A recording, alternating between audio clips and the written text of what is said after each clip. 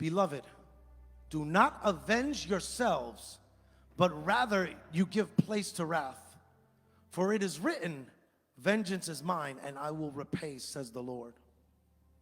So, when you avenge yourself, you open the door to wrath that opens the door to a demonic stronghold that can overtake our life and make us stay in the place of wrath.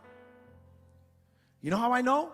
Because Ephesians chapter 4 says the same thing. It says, be angry and do not sin. Wait a second. So that means that you could be angry, but not be in a sinful place. So you could get upset about something, as long as you don't allow it to get you to the place where it becomes a sin. Watch this. I could get upset that somebody did something to me. The moment I start imagining myself punching them in the face, now I sinned. Did you catch it? So you have to take your thoughts captive, even though you might get upset, you might get angry, but you take your thoughts captive before it develops into a sin. Did you catch it? And sometimes we're functioning in this and we don't even realize it until we have a dream where we're killing somebody. You see what I'm saying? This stuff can grab a hold of our life and manifest itself. And sometimes we don't even realize it until we have a dream, and then the Lord will allow us to see this dream to reveal what's there so we can get delivered. But let's keep going. Watch this. Be angry and do not sin. Do not let the sun go down on your wrath.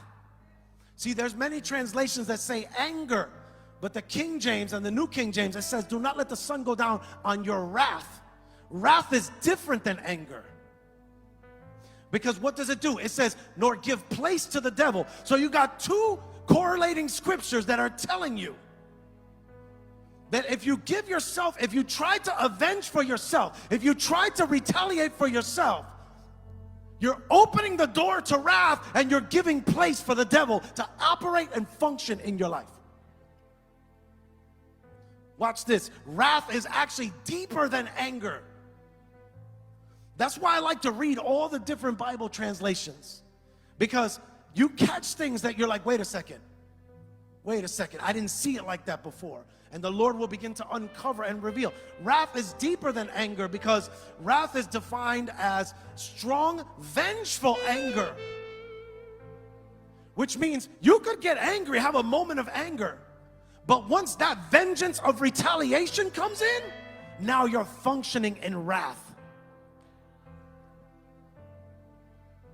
Wrath is also retributory punishment for an offense or a crime, or divine chastisement.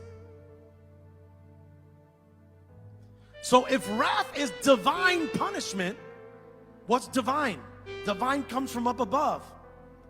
This is why God says vengeance belongs to me, because we don't have the right to punish others. We don't have the authority, right? We can have righteous anger against sin, but we're not authorized to inflict wrath on God's people. It's His creation. Watch this.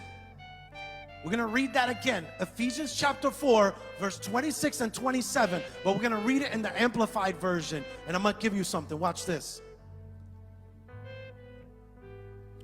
The Amplified version says, be angry at sin, at immorality, at injustice, at ungodly behavior, yet do not sin.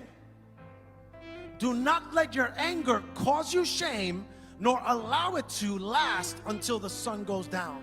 So stretches, long periods of anger can turn into wrath. So when we get angry, we have to be able to catch ourselves and say, wait a second, no. I'm not going to allow myself to hold on to this anger for a long period of time. Now watch this. Then it says, and do not give the devil an opportunity to lead you into sin by holding a grudge or nurturing anger or harboring resentment or cultivating bitterness. So the devil can't force us into sin, he can only lead us. We have to follow the lead. So as soon as it happens, we have to cast it down. Why? Because it says that grudges need to be held. Who's doing the holding? We are. Anger, it says anger needs to be nurtured. So who's feeding that anger? We are. It says resentment needs to be harbored. Harboring is to make a place for something to be comfortable. And resentment is persistent ill will. So who's making that resentment comfortable? We are.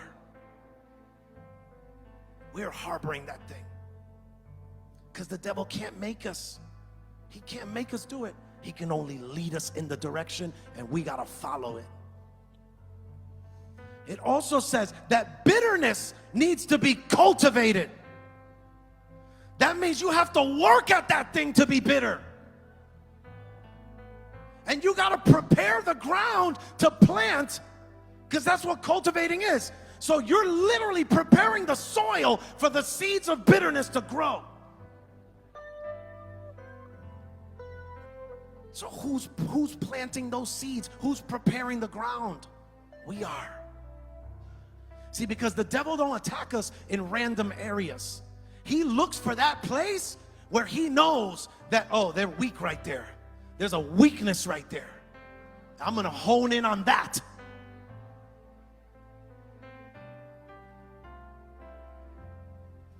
The devil knows you're struggling with lust. He's going to throw something your way in that area to try to destroy your whole life.